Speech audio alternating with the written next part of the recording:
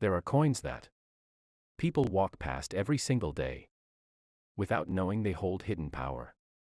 They sit in drawers, pocket boxes, and old jars while their owners have no idea that these forgotten pieces could change their future.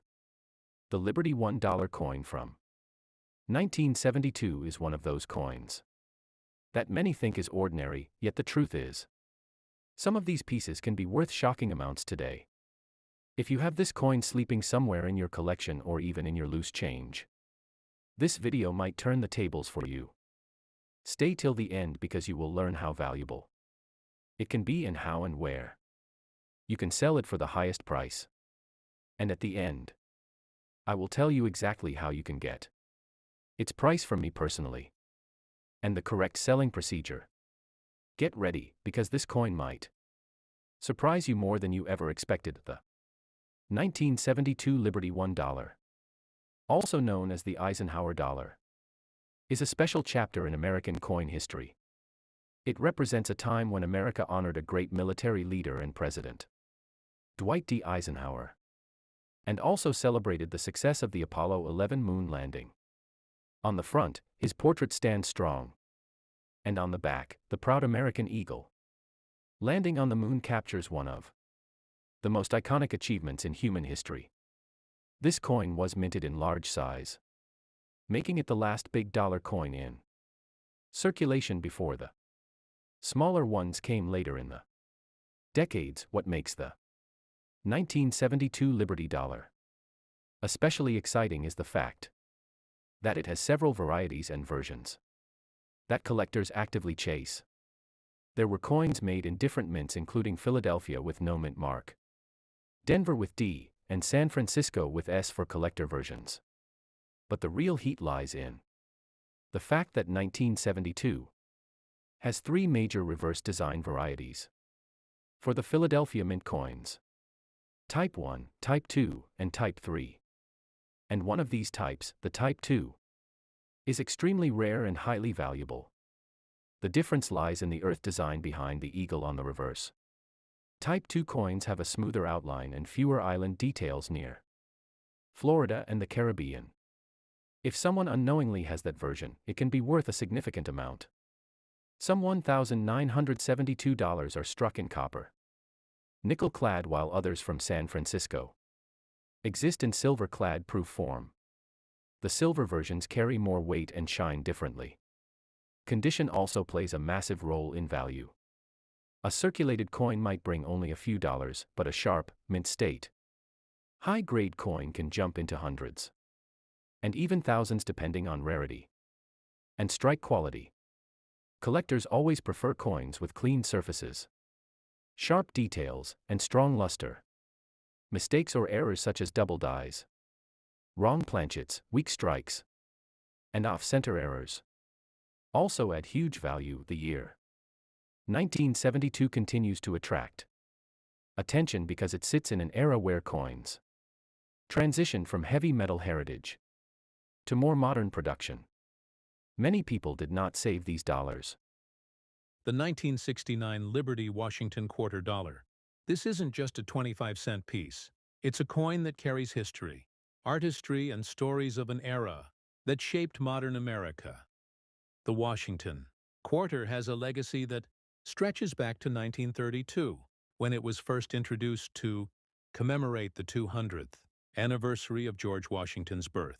Before that, the quarter featured the Standing Liberty design, a symbol of strength and freedom. But in 1932, the U.S. Mint wanted to honor the first President of the United States with a design that would endure for decades, and John Flanagan delivered a portrait that became iconic. On the obverse, we see the dignified profile of George Washington. Every detail, his hair, his stoic expression, and the classical engraving style, reflects the artistry and craftsmanship of the time. It's more than a coin, it's a miniature tribute to leadership and legacy. The reverse, during 1969, features the proud, bald eagle wings outstretched clutching arrows and an olive branch. This design isn't just symbolic, it tells a story. The arrows represent readiness and defense, while the olive branch signifies peace, a duality that mirrors the ideals of the nation. Now let's talk about 1969. This was a year of profound change and cultural significance in the United States. The country was experiencing the height of the space race, the rise of counterculture and major technological advancements. Yet quietly, the Washington Quarter continued its journey through everyday life, in pockets, wallets, and cash registers across the nation. The 1969 Washington Quarter was struck at the Philadelphia No Mint mark, Denver D and San Francisco S proof mints. The coins from Philadelphia and Denver were intended for circulation, while the San Francisco Mint produced proof coins for collectors. The 1969 proof sets are especially prized for their mirror-like finish and exceptional detail. The coin's composition is fascinating. 1969. Quarters are made of copper nickel clad, with a pure copper core and outer layers of copper nickel. This composition allows the coin to be durable and maintain its shine, for decades even with heavy circulation. Yet coins that have been preserved, uncirculated, often display a brilliance that makes them stand out even today. Collectors, pay close attention to mint state grades. A 1969 Washington Quarter in MS-65 or higher, with strong details on Washington's hair and the eagle's feathers, can attract serious collector interest, and proof coins from San Francisco with their sharp contrast and flawless fields are highly coveted. One of the most interesting things about 1969 quarters is the presence of rare errors and variations. Coins with doubled dies, weak strikes, or unusual planchet anomalies can fetch hundreds or even thousands of dollars today. Even a coin that appears ordinary at first glance can hide a secret that elevates its value dramatically, but the story doesn't stop there. The Washington Quarter. The 1984 Liberty Jefferson nickel might just be that hidden treasure sitting quietly in your pocket or coin jar. Some of these coins have sold for shocking amounts online, with collectors paying hundreds or even thousands of dollars for the right kind of specimen. So if you have a 1984 Jefferson nickel, this video might turn the tables for you. Stick around until the end, because I'll tell you what makes these nickels valuable, what they're worth according to eBay and major auctions, and how you can sell yours for top dollar. The 1984 Jefferson nickel may look like an ordinary 5-cent coin, but it carries a fascinating mix of history, design, and collectible intrigue. First minted in 1938 to honor America's third president, Thomas Jefferson, this coin series replaced the beloved Buffalo nickel and went on to become one of the most iconic designs in American coinage. The obverse features Jefferson's profile, while the reverse proudly shows his home, Monticello, an image that has become symbolic of the nation's classical ideals. By 1984, the Jefferson nickel had already been in circulation for over 4 decades. The United States Mint produced these coins at both the Philadelphia and Denver facilities, with mintages reaching into the hundreds of millions. At first glance, this might make you think the 1984 nickel isn't rare, but the truth lies in the details, because rarity in coin collecting isn't just about how many were made. It's about how many survived in exceptional condition or with minting errors that make them unique. Some of the 1984 Jefferson nickels were struck with remarkable precision, showing sharp details and full steps at the base of Monticello. Coins with these full steps are highly sought after by collectors because they demonstrate a perfect strike, something quite difficult to achieve in regular mass production.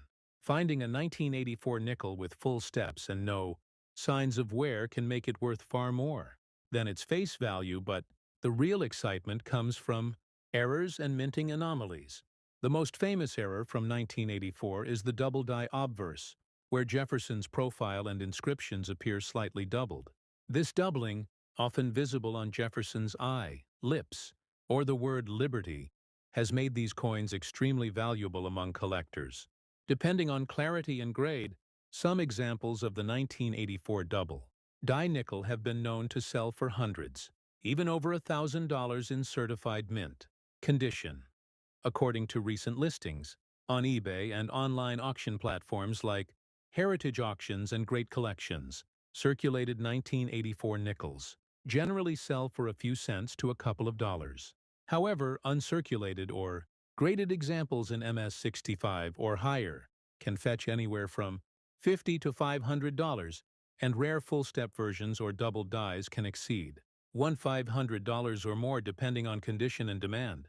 One particularly fine specimen graded MS-67 with full steps was auctioned for nearly $2,000, not bad for a coin.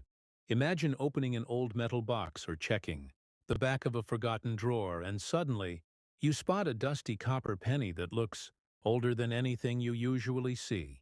You brush it gently and the date becomes clear. 1950. A Liberty wheat penny. What if I told you this humble coin could be a hidden treasure? What if this tiny piece of copper in your hand has the power to flip your financial story? Many people walk around with rare wheat pennies without realizing what they truly have. If you own a 1950 wheat penny, it might turn the tables for you. Stay till the end, because instead of just naming a price, I will tell you how to check its real value, what makes it rare, and in the end, you will comment your coin details and I will personally tell you its price and how you can sell it for maximum profit. The 1950 wheat penny belongs to the era when America was stepping into a booming post-war economy. Factories were roaring. The average household was growing stronger.